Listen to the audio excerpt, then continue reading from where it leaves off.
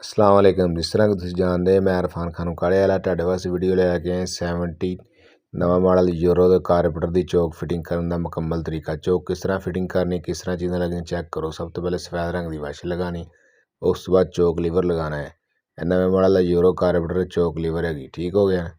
यह लीवर है जिन्हें तो पतरी लगनी चौक वाली जी उपर करिए चौक लगती जाके, ठीक हो गया। स्प्रिंग चेक कर लेना, स्प्रिंग किस तरह लग रहा है, किस तरह फिटिंग कर रहे हैं चेक करो जरा।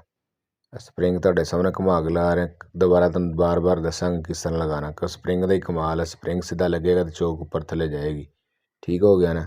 ए लगा के इधर फिटिंग करके इधर साइड तो पतरी लगनी है, पतरी भी तुहानू दसांगे किस तरह लगनी है, ठीक हो गया। ए ओके हो गया, लीवर विच लग गया, चौक लग गई है, ठीक हो गया।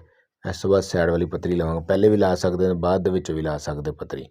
यह पतरी लगाती साइड वाली, इतने लगेगा 4 मूँह वाला पेज, तुहाडे सामने पेज कस देना, पेज कर देंगे टाइट, ठीक हो गया। पेज टाइट करांगे, पेज टाइट करने तो बाद चौक लीवर चेक करांगे। यह वाला यह चौक लीवर थले उपर चेक करो, ठीक हो रहा कि नहीं हो रहा।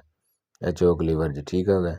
इतने हम पतरी लावांगे, पतरी ला के 4 मूँह वाला एक पेज ला देंगे। साढ़ा चैनल अच्छा लगे लाइक सब्सक्राइब लाजमी करो, को आने वाली नवी वीडियो तुहाडे तक पहुँच सके। जिन्ने भी नवे दोस्त वीडियो देखने वाले ने सारे लाइक सब्सक्राइब लाजमी करो, कि नवी जी वीडियो आने वाली तुहाडे तक पहुँच सके, ठीक हो गया। पेज लग गया पतरी का, यह चेक करो चौक काम करन लग पई है। यह उपर लगेगा ढक्कन, ठीक हो गया। यूरो नवे मॉडल 70 का गोल कारबोरेटर जी चौक होगी कंप्लीट, तुहाडे सामने कंप्लीट कर दी हर चीज़ तुहानू दिखा के। यह मुकम्मल होगी फिटिंग करांगे। लाइक सब्सक्राइब करना ना भूलिए। ओके, अल्लाह हाफिज़ दोस्तों।